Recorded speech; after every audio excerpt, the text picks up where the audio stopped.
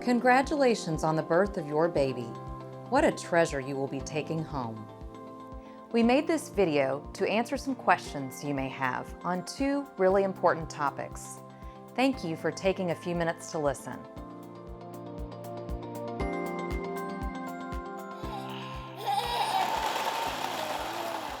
He might be a little cranky when he wakes up, but he is full of life. We are so blessed. What are you doing? Is this the life that we planned? Absolutely not. Patty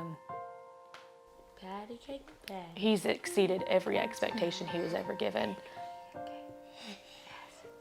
Colton is a bright-eyed 3-year-old boy, playful, inquisitive, and happy. But his journey to get here has been rocky. Liz Renner is his mom. We were told he wouldn't walk, talk. He would have no quality of life, essentially. I'm sorry. Doctors Kelly Dock and Erin Frazier are experts in pediatric abusive head trauma. Shaken baby syndrome doesn't really describe everything that happens in this type of child abuse, but pediatric abusive head trauma is a more all-encompassing term. When a caregiver becomes frustrated and shakes a baby, and because babies' heads are so much bigger than the rest of their body and their neck muscles are quite weak, you can imagine that even a very small force can cause a lot of injury. When Colton was 2 months old, Liz returned to work and Colton started spending his days with a trusted caregiver outside the family.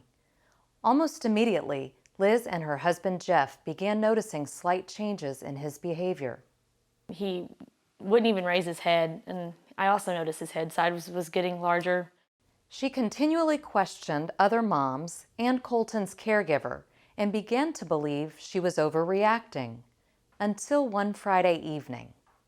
Jeff and I both got home late that day, and when we got home, I noticed that Colton seemed sick, real fussy, and I don't really want to use the word lethargic because he was responsive, but tired. He was, just real sleepy and fussy when you could bring him to, and he did feel warm. Liz and Jeff immediately sought medical attention. This little resident came in, Dr. Patel. I'll never forget her. We still keep in contact with her.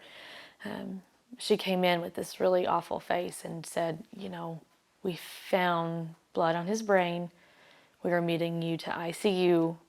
You need to be prepared that he's going to go on life support.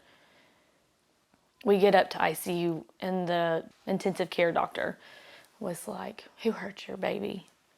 Like, what do you mean, who hurt your baby? Nobody's hurt our child, he's sick. Colton spent several days in the ICU. It was during those days investigators determined his caregiver had physically abused him multiple times.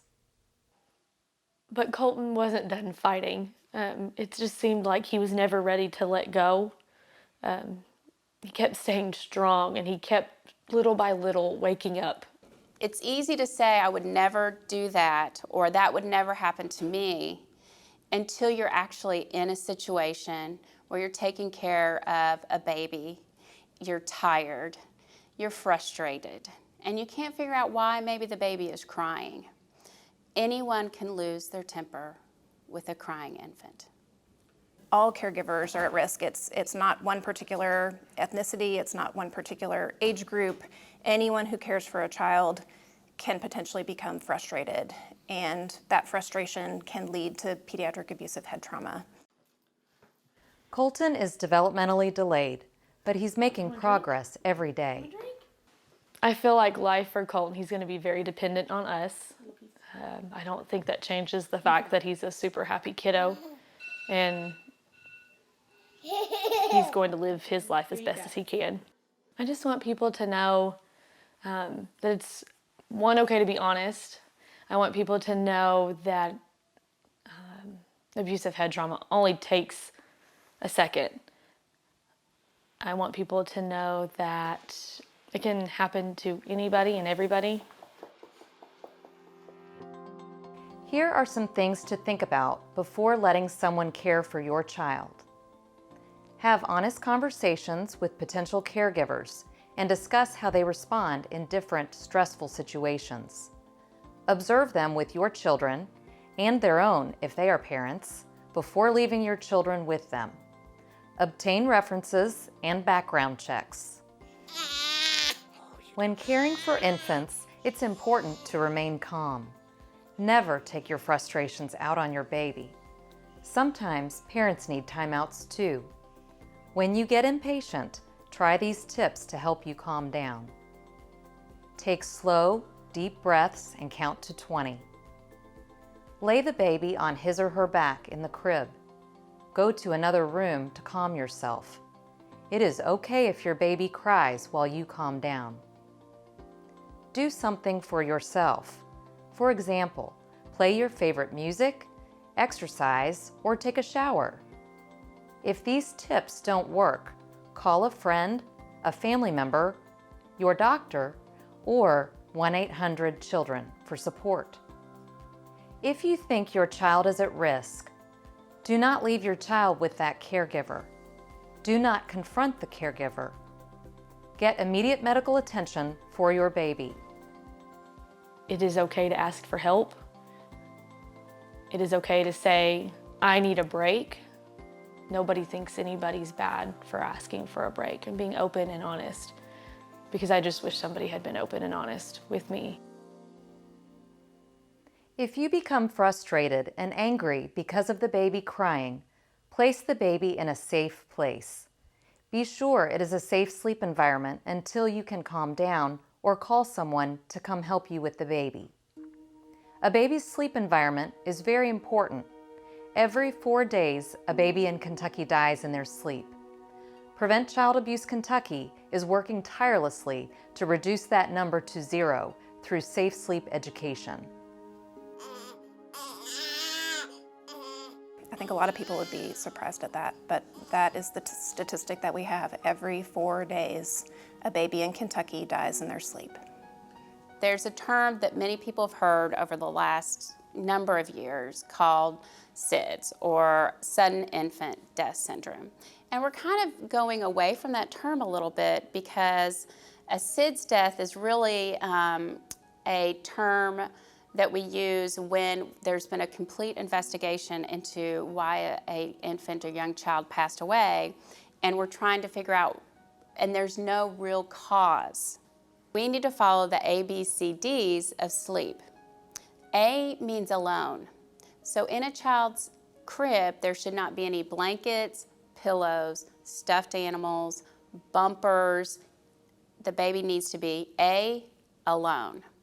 The baby needs to be alone because of the risk of suffocation or getting strangled, which means kind of being tied up within something. Stuffed animals, pillows, blankets, those are really there to help us. They do nothing for the baby. It makes us feel like the baby will sleep better with these things, but they're actually dangerous for the baby. Unfortunately, we see babies being put to sleep on couches, recliners, or in the bed with the parent. None of these surfaces were made for infant sleep. The B has to do with baby positioning. So we want babies to sleep on their back, never on their belly. They should always start on their back. The C stands for clean, clear crib. So baby mattresses, infant mattresses are different than the soft mattresses that we sleep on. Because babies can become suffocated if their faces go into a soft mattress and they don't have the neck muscles and the coordination to be able to move away from that situation. The D stands for danger and refers to the situation where a caregiver is perhaps under the influence of drugs or alcohol. And so their judgment is impaired in terms of leading to an unsafe situation for that infant. So they may bring an infant into their own bed and then accidentally roll over on top of them. And you'll hear parents say all the time, oh, I would never do that. That would never happen to me. But the statistics would tell us otherwise. Thank you for letting us share these important messages with you. Your baby is our future, And there are a lot of people and agencies who are here to help ensure you and your baby have everything you need. It's also important to make sure anyone other than you who cares for your child also understands the dangers and triggers of pediatric abusive head trauma and the importance of safe sleep practices. To learn more about PAHT and safe sleep, call 1-800-CHILDREN or log on to pcaky.org. To report child abuse, call 1-877-KY-SAFE-1.